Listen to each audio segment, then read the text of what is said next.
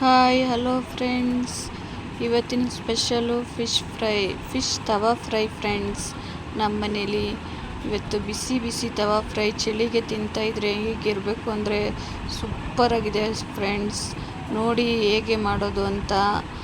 ಅದಕ್ಕೆ ಲೆಮನ್ ಹಾಕೋ ತಿಂತಾಯಿದ್ರೆ super fresh ಆಗಿರೋ ಮೀನು ತೊಗೋಬೇಕು ಫ್ರೆಂಡ್ಸ್.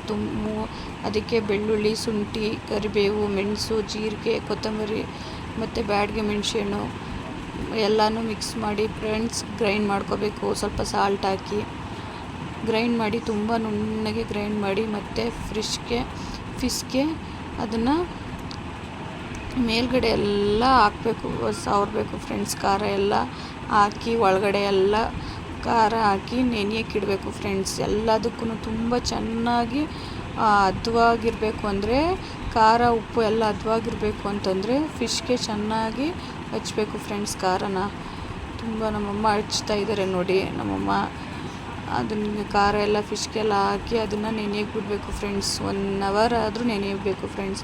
ಮತ್ತು ಅದನ್ನು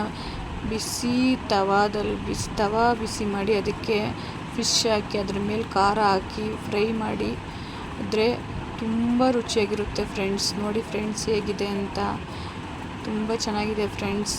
ನೀವು ಮನೇಲಿ ಮಾಡ್ಕೊಂಡು ತಿನ್ನಿ ಫ್ರೆಂಡ್ಸ್. ಇದೇ ಥರ ಮಾಡಿಕೊಂಡು ಟ್ರೈ ಮಾಡಿ ಒಂದು ಸಲ. ನನ್ನ ಮಗ ತಿಂತಾಯಿದ್ದಾನೆ ಫಿಶ್. ಅವನು ಯಾವಾಗಲೂ ತಿನ್ನಲ್ಲ, ಇವತ್ತು ಅದು ನೋಡಿನೇ ತಿಂತಾಯಿದ್ದಾನೆ ಫ್ರೆಂಡ್ಸ್. ಬಾಯ್.